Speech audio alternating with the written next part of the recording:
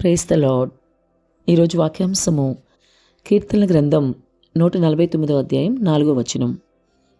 యెహోవా తన ప్రజలందు ప్రీతి గలవాడు. ఆమెన్, హల్లెలూయా. ప్రభు ఈ వాక్య భాగం నుండి ఈరోజు మనతో ఏం మాట్లాడుతున్నారో చూద్దాం.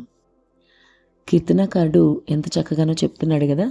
యెహోవా తన ప్రజలందు ప్రీతి గలవాడు. నిజమే, మన దేవుడు మనల్ని ప్రేమించేవాడు. సహోదరి సహోదరుడా, ఆయన నిన్ను ప్రేమిస్తున్నాడు. నీ యందు ప్రీతి కలిగి ఉన్నాడు. నువ్వు నమ్ముచున్నావా ఈ విషయం?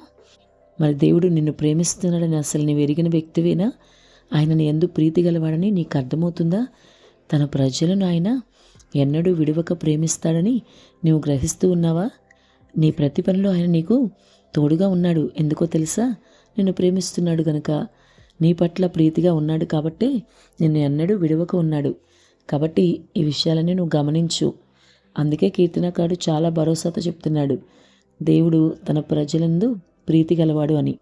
మరి అందుకే నీవు కూడా ఈరోజు ఆయన నిన్ను ప్రేమిస్తున్నాడు కాబట్టి బహుధైర్యం కలిగి ముందుకు వెళ్ళు. ఈ లోకంలో ఎవరు నిన్ను ప్రేమించినా ప్రేమించకపోయినా, ఎవరు నీ యందు ప్రీతి చూపించినా చూపించకపోయినా, ప్రభు మాత్రం ఎన్నడూ విడిచిపెట్టడు సుమా. ఎందుకంటే ఆయన నీ యందు ప్రీతి గలవాడు గనక ఎన్నడూ ఇష్టపడతాడు. ఈరోజు ఇష్టంగా ఉండి రేపు ఇష్టంగా లేకుండా ఉండడానికి ఆయన నరుడు కాదు కదా. నరులైతే అలాగే చేస్తారు, కానీ ఆయన ఎప్పుడూ అలాంటి వాడు కాదు. శాశ్వతమైన ప్రేమతో నిన్ను ప్రేమిస్తున్నాడు. శాశ్వతమైన ప్రీతి నీ పట్ల ఆయన చూపిస్తూ ఉన్నాడు. ఆయన నిన్ను ప్రేమిస్తున్నాడు గనుకనే నువ్వు ఇంతవరకు బ్రతుకున్నావు. సజీవు లెక్కలో ఉంచాడు దేవుడు. నీ పాపాలన్నీ ఆయన కడిగాడు. నీకు విడుదల, రక్షణ, విమోచన కూడా దొరికాయి.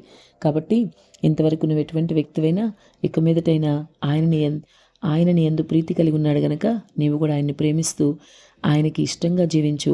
ఆయన ఇతరులకు ప్రకటించు. ఆమెన్.